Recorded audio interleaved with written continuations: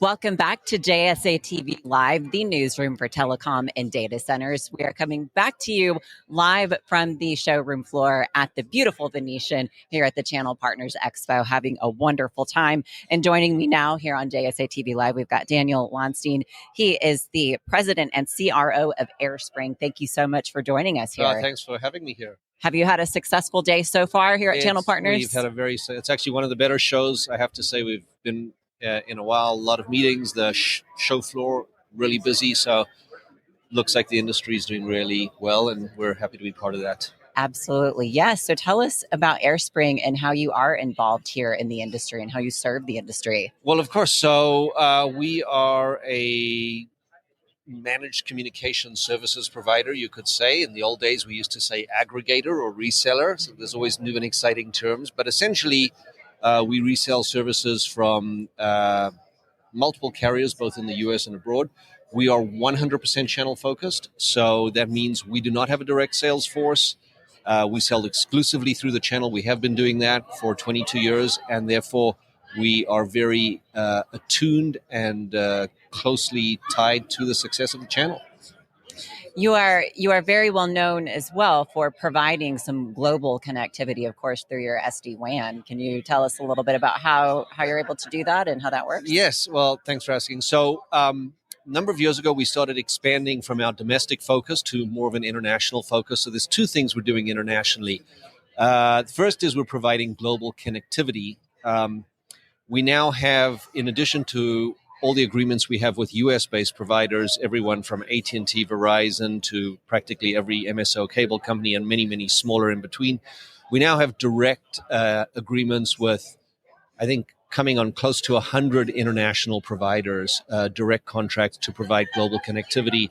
And that's been a huge part of our success over the past couple of years as we grow into that space. So many times we are selling to a US-based or US-headquartered company, but let's say, I don't know, maybe they've got 300 locations domestic US, but they have another 40 or 50 globally. And our ability to provide that under a single umbrella has really helped us to win and service those deals. So that's the first part. The second part is our global SD-WAN, which divides again into two segments. We offer our Velo Cloud VMware Global SD-WAN product, where we offer those units, which we can ship and deliver globally through certain partners.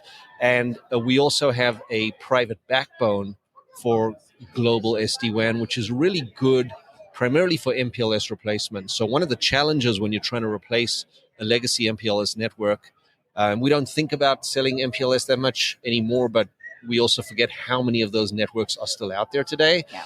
And when you're trying to replace them with SD-WAN, the biggest problem you have is when you deal with transcontinental internet, it does not have the same quality as domestic in terms of jitter, latency, packet loss, etc. So what we do is we have our own global private backbone on a layer 2 backbone that allows the traffic to egress the US public network, go onto our private backbone globally, and then go back to public in the foreign location. So, for example, if you were doing US to China, where we do have the ability to go into China, we are able to then take that traffic on a private backbone across the Pacific and then go back into China. And therefore, that private backbone reduces and eliminates many of the problems you generally have in global SD-WAN. Yeah. It's a long answer to a short question, but I hope that makes sense for most people. It does, and that's really great to have all of that detail. And by the way, I should mention, when you say global, you really mean global. I mean 6 continents. So well, really I don't know that we've done Antarctica yet,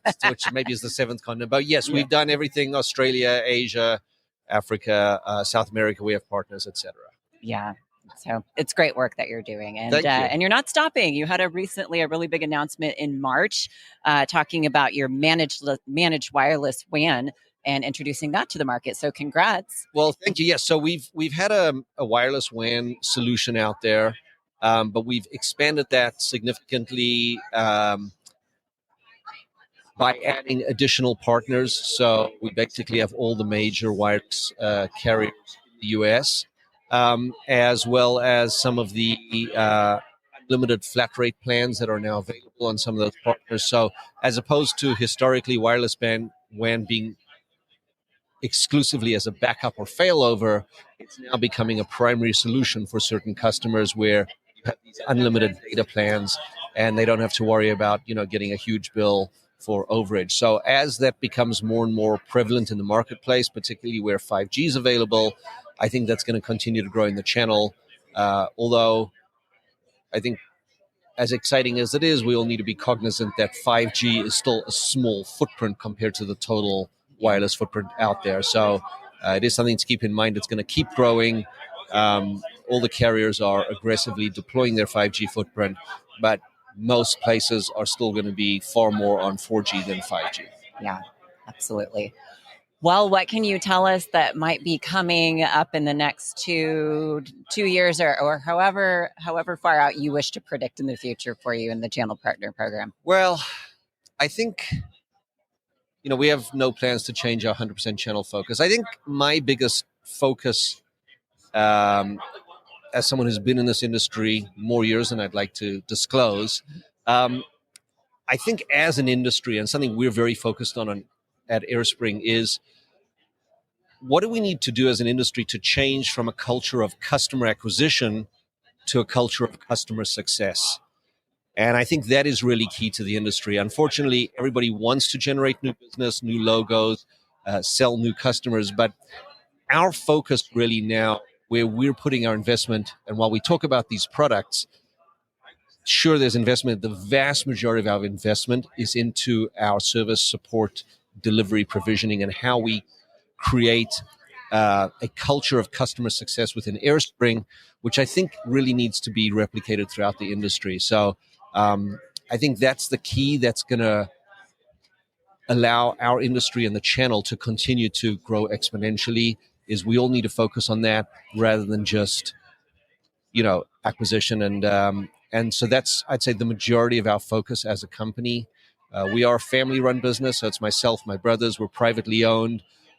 We don't have any outside investors, so that allows us to do what we feel is right for our partners and our customers. We don't have any quarterly earnings estimates or profits to deliver to anybody, and so I think that allows us to always do what we think is the right thing for our customers and our partners. And we just continue reinvesting in that culture. Yeah, absolutely. And where can we go to learn more, just to keep track with what you have going on?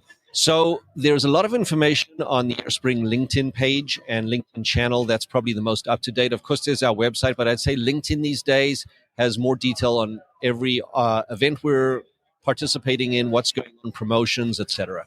All right, fabulous. Well, thank you so much for your time and for sharing all of the wonderful things that you have going on at AireSpring. We appreciate it. Thanks for having me again. And to our viewers, thank you for tuning in to JSA TV Live. Happy networking.